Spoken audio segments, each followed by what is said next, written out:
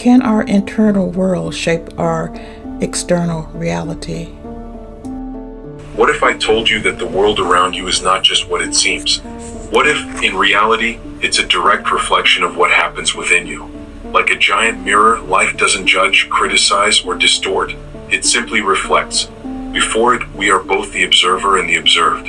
The mirror doesn't invent what's there. It simply returns with clarity and precision what we place before it. Consider the simplicity of this idea for a moment. Mirrors of the Mind reveals a powerful truth. Your inner world is not separate from your outer reality. It helps create it. From a general perspective, several key theories explore how our internal world shapes our external reality. Every thought is a seed, every belief is a blueprint. Cognitive behavioral theory, CBT.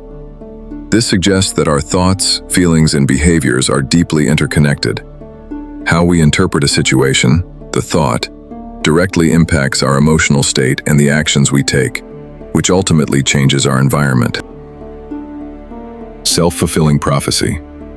This theory explains how our expectations about ourselves or others lead us to act in ways that make those expectations come true. Locus of control. This explores whether we believe we have the power to influence our own lives, internal, or if we feel at the mercy of outside forces, external.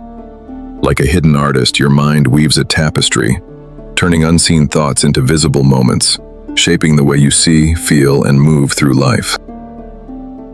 The mirror never lies. It can't change what it sees. It only reflects what's placed before it. A mirror doesn't create the image. It reveals it. Let's explore 6 great mirrors. Memory is perhaps the most deceptive. We treat it as a recording, but it's closer to a painting that gets retouched every time we look at it. Each act of a recall is also an act of subtle revision. What we call the past is really a present tense reconstruction, which is why 2 people can share an event and carry away radically different memories of it. Language is the mirror we share. The moment we reach for words, we submit our inner experience to the available vocabulary of our culture.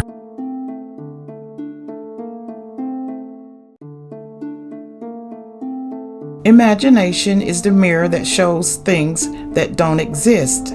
It let us rehearse the future, inhabit other lives, and see responsibilities beyond the present.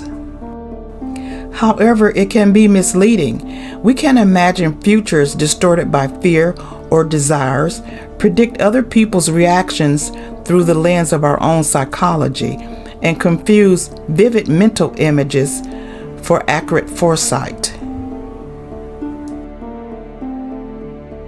Introspection, the mind watching itself, is famously unreliable.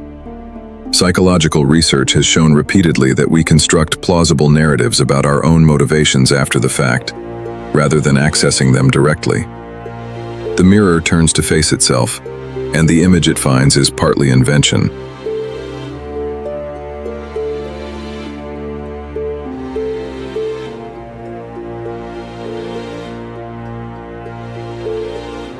Empathy is the mirror that reflects other minds back to us. Through it, we sense what another person feels.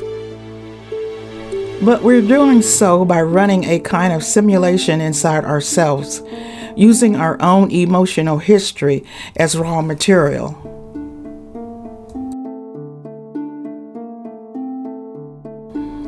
We never feel what someone else feels.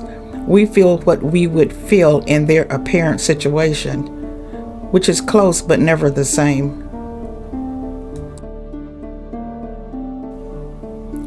Culture is a collective mirror, the one we inherit rather than construct. It shapes which emotions are legible, which experiences count as important, which questions even get asked. It's so pervasive, it's nearly invisible, like a lens you've worn so long you've forgotten it's even there. What makes these mirrors philosophically interesting isn't just that they distort, it's that there's no unmirrored version of reality available to compare them against. We can't step outside all our mirrors at once. The best we can do is hold multiple mirrors up to each other, notice where they disagree, and treat the gaps as invitations to look more carefully.